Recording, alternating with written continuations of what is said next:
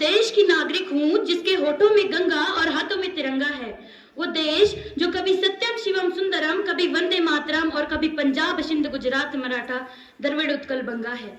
मैं उस देश की नागरिक हूँ जो हर ठुकराए हुए की शरण स्थली बन जाता है और सात समंदर पार परदेशियों को भी अपने ब्रदर एंड सिस्टर कहकर बुलाता है। यही प्रेम की पूज्य भूमि भारतवर्ष कहलाता है, भारतवर्ष कहलाता है। आज के इस शुभ अवसर पर मैं निशा पवार आपके समक्ष दो सब साझा करना चाहूंगी। हम सौभाग्यशाली हैं कि हमने स्वतंत्र भारत में जन्म लिया। प्राचीन, मध्यकालीन और वर्तमान भारत के उदाहरणों से स्पष्ट करना चाहूंगी कि जब हम फिरंगियों के फेरे में फंस गए थे तो रंग दे बसंती चोला की एक आवाज पर टोलों के टोले उमड़ आए और उनकी वंदे मातरम के नारों से खून में आने वाला 5-5 डिग्री का तूफान अंग्रेजी शासकों की जड़ों में तूफान ला देता था। लोग मर जाते थे, मिट जाते थे, फांसी चढ़ जाते थे, तो वो भी अपनी देशभक्ति साबित कर रहे होते थे, क्योंकि ये उस दौर की देशभक्ति की कसौटी थी। उसके बाद 62, 65 और 71 के युद्धों में सुहाग गंवा देने वाली औरत जब घर के हालात ये हो जाया करते थे कि प्यार भी भरपूर गया, मांग का सिंदूर गया, प्यार भी भरपूर गया, मांग का सिंदूर गया, नन्हे नौनिहालों की लंगोटियां चले गई, छोटी छोटी बेटियों की चोटियां चली गई। बाप की कमाई गई, भाई की पढ़ाई गई, बाप की कमाई गई, भाई की पढ़ाई गई। एक विस्फोट ऐसा हुआ पता ही नहीं चला, पूरे जिस्म की कई बोटियां चली गई, बोटियां चली गई। और आपके लिए तो एक आदमी मरा है साहब, मेरे घर की तो रोटियां चली गई, रोटियां चली गई वाले हालात पैदा हो जाने के बावजूद एक माँ अपने बेटे को खत सरहद पर दुश्मनों की धज्जियां उड़ाने के लिए भेज देती थी और उसे पत्र लिखकर भेजा करती थी कि अम्मा ने खत लिखा है बड़े ही चाव से, पुत्र मेरे ना घबरा जाना, एक इंच भी पीछे ना हटना, चाहे इंच इंच कट जाना, चाहे इंच इंच कट जाना। इस तरह पूरा परिवार अपनी देशभक्ति साबित कर रहा होता था। तब देश बलिदान मांगता था, तब देश लड़ जाने को कहता था, तब देश मर जाने को, मिट जाने को, फांसी चढ़ जाने को कहता था।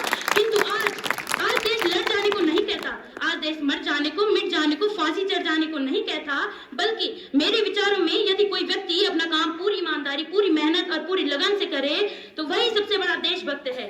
मैं नहीं मानती कि फेसबुक और व्हाट्सएप की डीपी को 3 रंग में रंगना ही देशभक्ति है।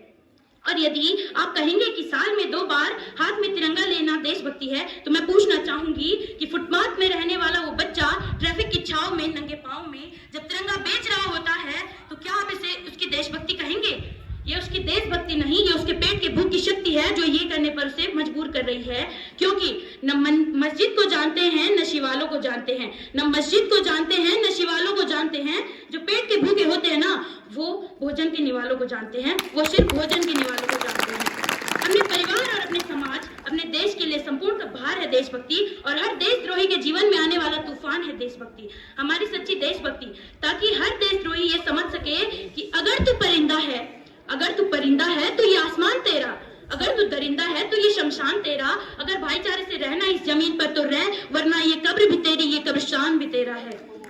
और मैं बता दूं, महिला सुरक्षा के मामले में हम आज भी 4थे नंबर पर आते हैं। हम ना एक ऐसे समाज में जीते हैं जहां पत्थर की मूरत को लगते हैं 56 भोग, जहां पत्थर की मूरत को लगते हैं 56 भोग, और भूखे प्यासे तड़पते सो जाते हैं लोग, भूखे प्यासे तड़पते सो जाते हैं लोग। मजदूर को मजदूर समझिए, मजबूर नहीं, मजदूर को मजदूर समझिए, मजबूर नहीं, गरीब को काम दीजिए, दान नहीं। और अगर दान देने के इच्छुक हैं ही तो जीवन दान दीजिए और रक्तदान दीजिए, और मरने के बाद अंगदान देकर किसी मरते हुए को जीवन दान दीजिए। यही सच्ची देशभक्ति है और यही सच्चा राष्ट्र प्रेम है। I being an Indian, I being a student, I being a simple daughter of this motherland, feel proud of to being Indian. अंत में मैं यही कहना चाहूंगी, मेरा हिंदुस्तान महान था, महान है, महान रहेगा। मेरा हिंदुस्तान महान था, महान है, महान रहेगा।